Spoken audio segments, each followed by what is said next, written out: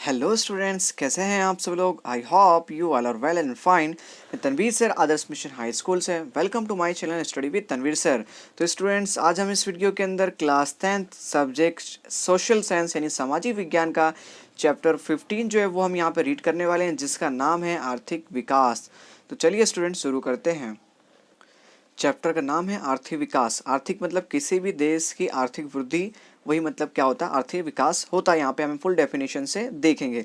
प्रत्येक व्यक्ति की हर सुबह अलग अलग होती है। कुछ लोग भौतिक सुख सुविधाओं से भरपूर जीवन व्यतीत करते हैं, परंतु विश्व के अधिकांश जनसंख्या जीवित अस्तित्व टिकाए रखने के लिए संघर्ष करती नजर आती हैं, जैसे कि गरीब लोग।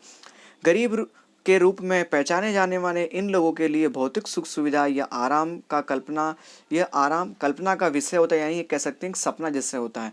ऐसी परिस्थितियां किस तरह उत्पन्न हुई, इस परिस्थितियों से बाहर कैसे निकले, आदि ऐसे प्रश्नों के उत्तर यहाँ पे हम देखेंगे। तो पहला, आर्थिक विकास। आज के आधुनिक युग में विश्व का प्रत्येक देश किसी देश के लिए क्या है, प्रयत्नशील विकास के लिए क्या है, प्रयत्नशील है। परंतु विकास मात्र आर्थिक वृद्धि से ही नहीं, अनेक पक्षों वाला सामाजिक परिवर्तन से की एक क्या है, प्रक्रिया है।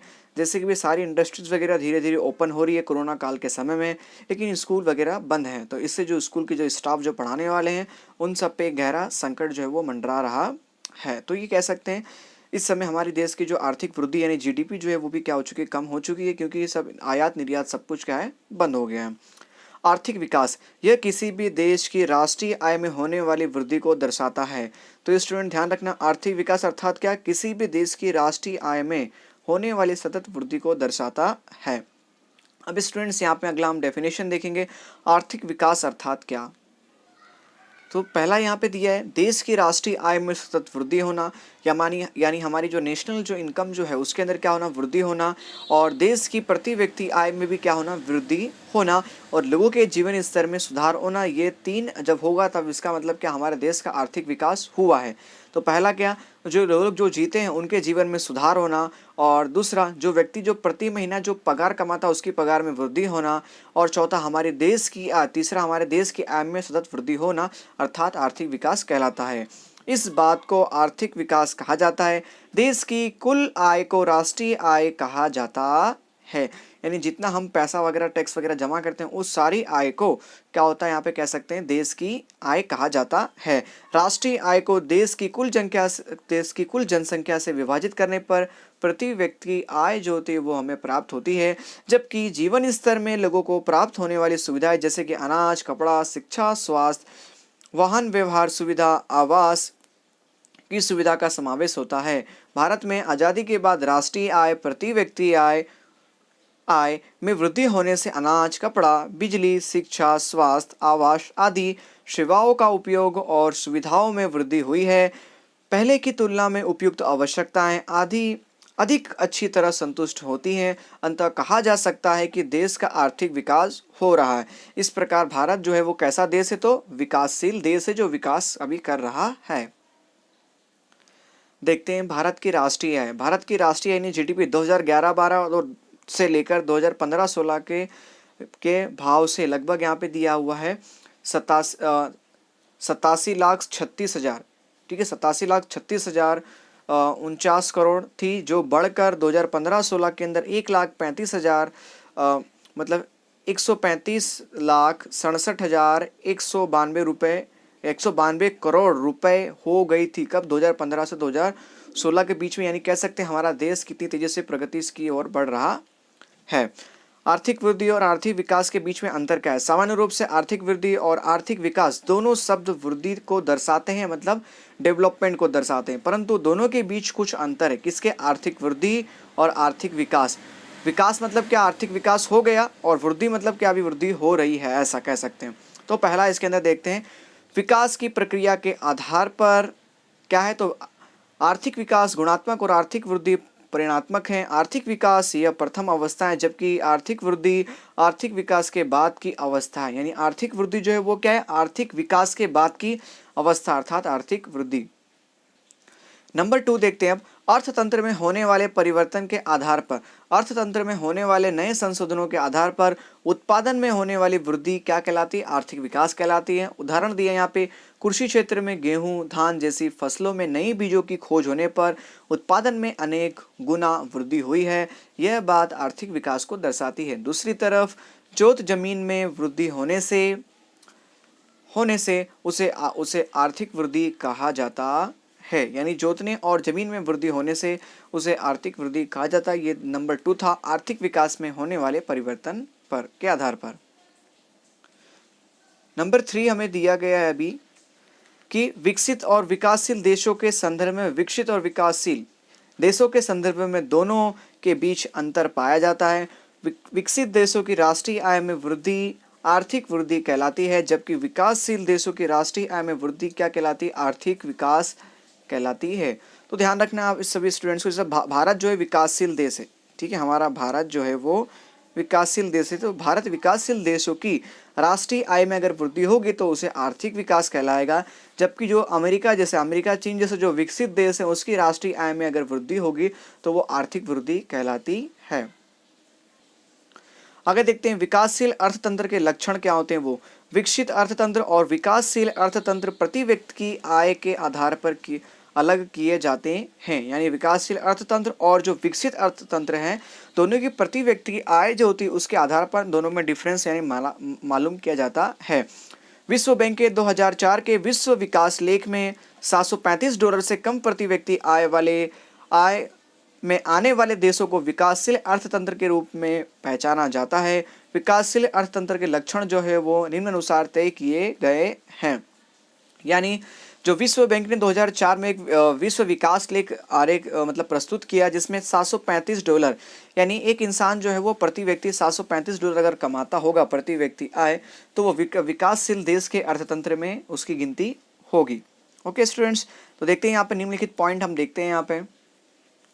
तो पहला पॉइंट हमें दिया हुआ है निजी प्रति व्यक्ति आय, यानी खुद की निजी प्रति व्यक्ति आय। विकासशील देशों में राष्ट्रीय आय नीची होती है, जबकि जनसंख्या वृद्धि दर अधिक होने से प्रति व्यक्ति आय जो होती है वो नीची ही रहती है। नीची प्रति व्यक्ति आय के कारण जीवन स्तर जो होता है वो क्या होता है? नीचा होता है।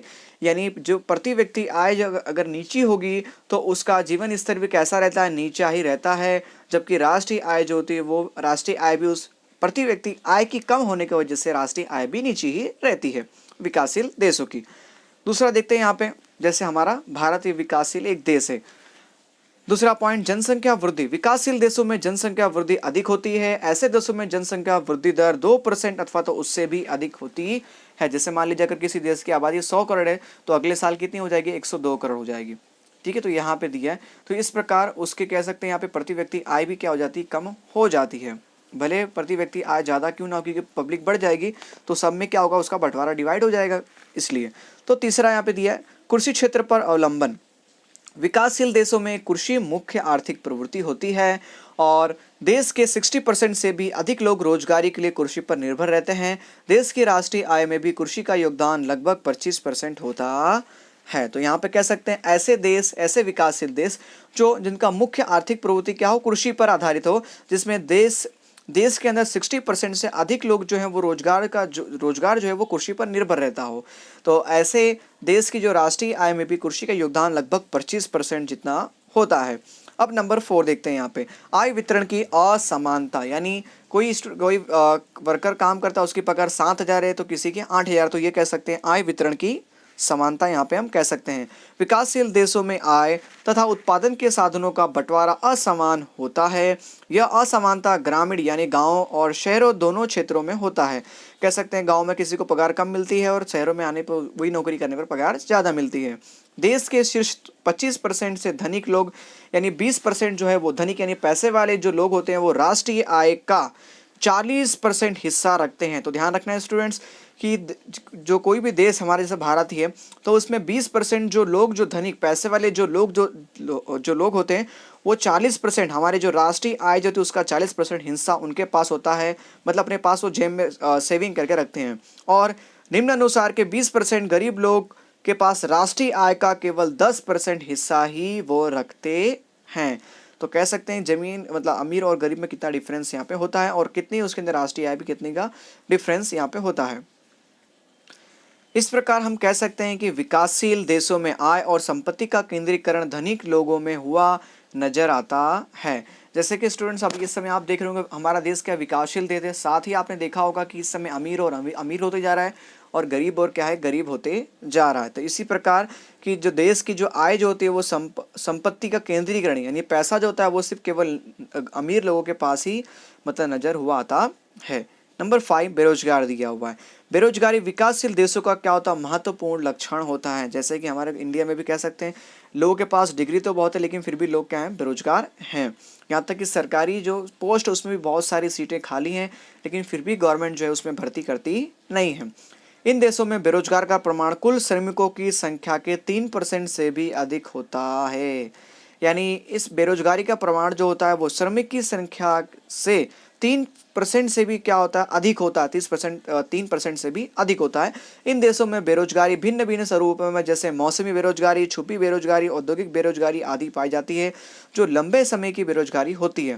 जैसे मौसमी बेरोजगारी में अर्थात क्या, जैसे कि कड़िया मजदूर वाले बारिश में उनका काम बंद हो जाता है। छुपी बेरोजगारी मतलब कभी कमाते हैं कुछ महीना कमा लिया कभी नहीं कमाया, ठीक है।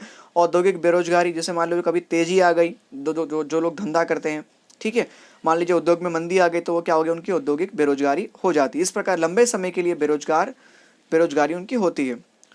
नंबर 6 गरीबी। गरीबी विकासशील राष्ट्र का एक लक्षण होता है। जो लोग अपनी प्राथमिक अवस्थाएं जैसे कि अनाज, कपड़ा, आवास, शिक्षा और स्वास्थ्य आदि पूरा ना कर सकें उन्हें गरीब कहा जाता है। तो स्टूडेंट्स ये ध्यान रखना विकासशील राष्ट्र जो होगा, ठीक है, उसका एक महत्वपूर्ण लक्षण होता है गरीबी, जिसमें भारत भी है। जो लोग अपने प्राथमिक आवश्यकता जैसे कि अनाज, कपड़ा, आवास, शिक्षा और स्वास्थ्य जैसी जरूरतमंद चीज़ों को पूरा ना कर सके उन्हें हम गरीब कहते हैं। विकासशील देशों में ऐसे लोगों की कुल जनसंख्या का लगभग तीसरा भाग होता है यानी 1/3 भाग होता है। जैसे कि हमने यहाँ पे एक एग्जाम्पल पर गौर बना लिया, इसको आपको क्या करना है स्टूडेंट्स 3 पार्ट में इसे हमें क्या करना है डिवाइड कर देना है, ठीक है। तो ये कह सकते हैं इसका 1/3 भाग जो होता है वो क्या होता है गरीब विकासशील देशों के अंदर पाए जाते हैं, ठीक है, इतना होता है। उसके बाद नंबर 7 हमें दिया है द्विमुखी अर्थतंत्र। विकासशील देशों में अर्थतंत्र का स्वरूप द्विमुखी पाया जाता है। एक तरफ ग्रामीण क्षेत्रों में पिछड़ी कृषि पद्धति, पुरानी यंत्र सामग्री, रूढ़िचुस्त सामाजिक ढांचा, कम उत्पादन पाया जाता है। वहीं दूसरी तरफ शहरी क्षेत्रों में आधुनिक उद्योग, नई उत्पादन पद्धति, आधुनिक यंत्र, वैभवी जीवन शैली पाई जाती है। तो द्विमुखी अर्थतंत्र इसे क्यों बोलते हैं? क्योंकि विकासशील देशों के अंदर गांव में कह सकते हैं आप वहाँ पे टेक्नोलॉजी वगैरह, पावर वगैरह की सुविधाएं बराबर नहीं होती है। जबकि अगर शहर में अगर आप देखेंगे तो वहाँ पे एक आपको मॉडर्न आपको उद्योग देखने मिलेगा, नई उत्पादन पद्धति मिलेगी, आधुनिक यंत्र, और वहाँ की जीवन शैली भी आपको बहुत ही अच्छी देखने को मिलेगी। तो इसे ये कहते हैं द्विमुखी अर्थतंत्र। 8वां दिया है मूलभूत अपर्याप्त सेवाएं। विकासशील मतलब विकास के लिए अनिवार्य मूलभूत सेवाएं जैसे कि शिक्षा, परिवहन, संचार, बिजली, स्वास्थ्य, बैंकिंग आदि का ऐसे अर्थतंत्र में कम विकास होता है जो देश के विकास के लिए क्या होता है अवरोध बनता है। यानी किसी भी अगर देश को विकास करना हो तो सबसे पहले उसे अपने शिक्षा यानी एजुकेशन डिपार्टमेंट, परिवहन यानी ट्रैवलिंग क्षेत्र, संचार, टेलीविज़न वगैरह कह सकते हैं, बिजली वगैरह, और स्वास्थ्य, बैंकिंग जैसे अर्थतंत्र में क्या उसको सबसे अधिक विकास करना होगा, तब जाके वो देश के विकास में अवरोध नहीं बनेगा। तो ये मूलभूत अपर्याप्त सेवाएं हैं जिसकी वजह से देश क्या रहते हैं उनका विकासशील मतलब विकास नहीं हो पाता है। ओके स्टूडेंट्स, कुछ अब यहाँ पे 9वां पॉइंट दिया अंतर्राष्ट्रीय व्यापार का स्वरूप। विकासशील देशों में विदेशी व्यापार का स्वरूप और ढांचा अलग अलग पाया जाता है। ये देश मुख्यतः कृषि उत्पादों और बगीचे की उपज, कच्ची धातु को क्या करते हैं निर्यात करते हैं, वो भी सस्ते दाम में। जैसे हमारा इंडिया बाहर कुछ भी एक्सपोर्ट करता है क्योंकि हमारे वहाँ ज़्यादातर कच्चा माल क्या यहाँ से बाहर एक्सपोर्ट किया जाता है। जैसे कि चीन से हम क्या करते हैं माल वगैरह सब वहाँ से क्या करते हैं इंपोर्ट करते हैं, जबकि कच्चा माल वो हमारे पास से ले जाता है और उसे फिर जब वो बनाकर और जब पक्का बनाता है मतलब यहाँ पे फिर हम उसे क्या करते हैं उसे वापस हमारा माल खरीदते हैं, फिर वो ऊंचे दामों में हमें देता है। उसका रीज़न क्या हमारे पास टेक्नोलॉजी कम है, उसके पास टेक्नोलॉजी ज़्यादा है। इस प्रकार निर्यात की मांग कम होती है और भाव क्या होता है नीचा होता है, जिससे निर्यात में आय कम होती है, जबकि आयात औद्योगिक उपज और यंत्र सामग्री का होता है। मतलब जैसे मैंने आपको बताया सेम यहाँ से कच्चा माल जाता है चीन से, फिर वापस क्या था, चीन वाले जो होते हैं हमें पक्का माल बना के हमें वापस हमारे इंडिया के अंदर वापस वही चीज़ आता है। तो जो चीज़ हमें मिलती है 1 रुपये की, हम बेचते हैं यहाँ से चाइना, वो चीज़ वो लोग हमें 10 रुपये की देते हैं। इन वस्तुओं का भाव अधिक होने से आयात के पीछे खर्च अधिक होता है। इस प्रकार विकासशील देशों के लिए विदेशी व्यापार की सतह प्रतिकूल होने से देश का विदेशी कर्ज जो होता है वो क्या होता है, बढ़ता है। यानी जैसे कह सकते हैं विश्व बैंक से जो भारत ने कर्जा लिया वो कर्ज क्या होता है, इससे और बढ़ता है। इस प्रकार विकासशील देशों में मुख्यतः ऊपर दिए गए लक्षण पाए जाते हैं। जो 9 लक्षण हमने देखे वो सारे लक्षण को आपको एक एक पॉइंट बाय पॉइंट याद कर लेना है। भारत विकासशील राष्ट्र होने से ऊपर के लक्षण कम या अधिक मात्रा में भारत पर लागू पड़ते हैं। यानी कोई लक्षण जो है वो अधिक मात्रा में देखने को मिलता है और कोई लक्षण जो है वो कम मात्रा में भारत में लागू पड़ता है, क्योंकि भारत भी एक विकासशील देश की गिनती में आता है। अब अगला टॉपिक हमारा दिया आर्थिक और अनार्थिक प्रवृत्ति क्या। तो भारतीय अर्थतंत्र का परिचय प्राप्त करने से पहले हम आर्थिक और अनार्थिक प्रवृत्ति का अध्ययन करेंगे। आर्थिक प्रवृत्ति क्या होती है, तो आय प्राप्त करने या खर्च करने के उद्देश्य से की जाने वाली प्रवृत्ति को आर्थिक प्रवृत्ति कहते हैं। उदाहरणतः किसान, कारीगर, व्यापारी, शिक्षक आदि की प्रवृत्ति आर्थिक प्रवृत्ति कहलाती है। तो ध्यान रखना यहाँ पे आर्थिक प्रवृत्ति अर्थात क्या, तो आय प्राप्त करने या खर्च करने के उद्देश्य से की जाने वाली प्रवृत्ति को आर्थिक प्रवृत्ति कहा जाता है। इसमें आते हैं किसान, कारीगर, व्यापारी, शिक्षक, ये सब आर्थिक प्रवृत्ति में मतलब इनकी गिनती होती है। अनार्थिक प्रवृत्ति, जिस प्रवृत्ति का उद्देश्य आय प्राप्त करना या खर्च करना ना हो तो उस प्रवृत्ति को अनार्थिक प्रवृत्ति कहते हैं। उदाहरण के लिए माता अपने बालक की देखभाल करे, व्यक्ति समाज सेवा का कार्य करे आदि अनार्थिक प्रवृत्ति जो क्या करते हैं, कहलाते हैं। तो यहाँ पे हमने क्या देखा, अनार्थिक प्रवृत्ति मतलब माँ बाप जो है वो अपने बच्चों की जो सेवा करते हैं, देखभाल करते हैं, अथवा तो कोई ट्रस्ट जो होता है किसी व्यक्ति के सेवा का कार्य करता है, तो ये अनार्थिक प्रवृत्ति कहलाता है। आगे दिए भारतीय अर्थतंत्र का ढांचा। अर्थतंत्र में होने वाले विविध असंख्य आर्थिक प्रवृत्ति या विविध व्यवस्थाओं को तीन मुख्य विभागों में बांटा गया है, जिसमें पहला प्राथमिक क्षेत्र, माध्यमिक क्षेत्र और तीसरा सेवा का क्षेत्र। आर्थिक प्रवृत्ति में इस प्रकार के वर्गीकरण को व्यावसायिक ढांचे के रूप में पहचाना जाता है। इन 3 विभागों और उसमें समावेश होने वाली प्रवृत्ति की चर्चा हम निम्नानुसार करते हैं। तो पहला प्राथमिक क्षेत्र। अर्थतंत्र के इस विभाग में कृषि के साथ जुड़ी हुई प्रवृत्ति जैसे कि पशुपालन, पशु संवर्धन, मत्स्य उद्योग, मुर्गी बतख पालन, जंगल कच्ची धातु की खुदाई आदि प्रवृत्ति का प्राथमिक विभाग के अंदर समावेश होता है। मतलब जो हमारी प्राथमिक जरूरत है। तो कह सकते हैं कृषि और कृषि से जुड़े हुए सभी प्रवृत्ति जैसे पशुपालन, पशु संवर्धन, मत्स्य उद्योग, मुर्गी बतख पालन, जंगल कच्ची धातुओं की खुदाई, ये सब प्राथमिक क्षेत्र के अंदर इनका समावेश होता है। दूसरा पॉइंट दिया माध्यमिक क्षेत्र। इस विभाग से छोटे बड़े आधारभूत उद्योगों, निर्माण कार्य आदि प्रवृत्ति का समावेश होता है। यह विभाग उद्योग के रूप में जाना जाता है। यानी माध्यमिक क्षेत्र मतलब क्या, उद्योग कह सकते हैं आप, सिंपल सा याद करने के तौर पर, जिसमें पिन से लेकर बड़े बड़े यंत्रों तक के उत्पादन का समावेश होता है। यहाँ तक कि जिस कंपनी के अंदर उद्योग छोटी सी सुई तक बनती होगी तो वो भी उसका समावेश किस में आएगा, माध्यमिक क्षेत्र के रूप में उसमें मतलब के रूप में जाना जाएगा। उसके बाद तीसरा हमें दिया हुआ है सेवा का क्षेत्र। इस विभाग में अनेक विध सेवाओं का समावेश होता है। ऐसी सेवाओं में व्यापार, संचार, वायु तथा समुद्री मार्गों, शिक्षण, स्वास्थ्य, बैंकिंग, बीमा कंपनी, परिवहन, मनोरंजन आदि कार्यों का समावेश इस क्षेत्र के अंदर होता है, क्योंकि वहाँ पे वो क्या करते हैं, सेवा करते हैं, भले वो लोग पैसा लेते हैं। तो हमने देख लिया व्यापार हो गया, संचार हो गया, वायु हो गया, समुद्री मार्ग, शिक्षण, स्वास्थ्य, बैंकिंग, बीमा, यानी बाकी जितनी भी चीज़ें जो बचती हैं प्राथमिक और माध्यमिक के अलावा वो सारी चीज़ों का समावेश सेवा के क्षेत्र में होता है। सामान्य रूप से विकासशील देशों में प्राथमिक क्षेत्र का प्रभुत्व यानी कह सकते हैं वर्चस्व बहुत अधिक होता है। रोजगारी तथा राष्ट्रीय आय में प्रारंभिक क्षेत्र का हिस्सा सबसे अधिक होता है, जैसा कि भारत कह सकते हैं।